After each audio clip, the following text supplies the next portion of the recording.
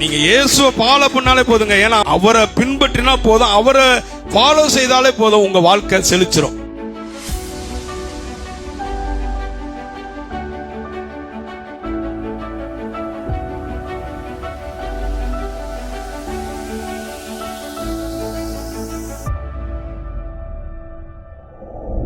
கர்த்தர் யாருங்க? பரிசுத்தர். நம்ம அவருடைய பிள்ளை. எப்படி பிள்ளைன்னு சொல்லலாம்? வேதம் சொல்லுகிறது, பயத்தின் ஆவியை கொடாமல் அப்பா பிதாவும் என்று கூப்பிட பண்ணுகிற புத்திர சுவிகார ஆவியை கர்த்தர் எனக்கு தந்திருக்கிறார். உரிமையின் ஆவியை கொடுத்திருக்கிறார். அவர் அப்பா, நான் பிள்ளை.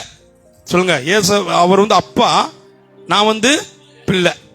அப்ப பிள்ளை என்ற அதிகாரத்தை கொடுத்திருக்கிறார்னா, எங்க அப்பா எப்படி இருக்கிறாரோ அப்படிதான் நான் இருக்கணும். நீங்க நான் இங்க உங்களுக்கு ஒரு சில பேருக்கு ஆவியானவர் சொல்லுகிறாரு, ஆவியானவர் பேசுறதாக எடுத்துக்கோங்க.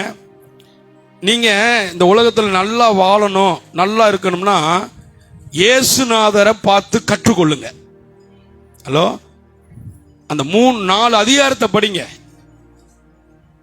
மத்தேயு, மார்க்கு, லூக்கா, யோவான் 4 புஸ்தகத்தை என்ன பண்ணுங்க, படிங்க. அந்த 4 அதிகாரத்தில் இயேசு எப்படி வாழ்ந்தார் என்பதை அவரை பார்த்து, அவரை ஒரு ரோல் மாடலாக வைத்து, இயேசுவை ஒரு முன்மாதிரியாக வைத்து அதுல நடவுங்க. அவரை கற்றுக்கொள்ளுங்க, நிறைய அவரை ஃபாலோ பண்ணுங்க. நான் சொல்றேன், உங்க வாழ்க்கை செழிக்க ஆரம்பிச்சிடும்.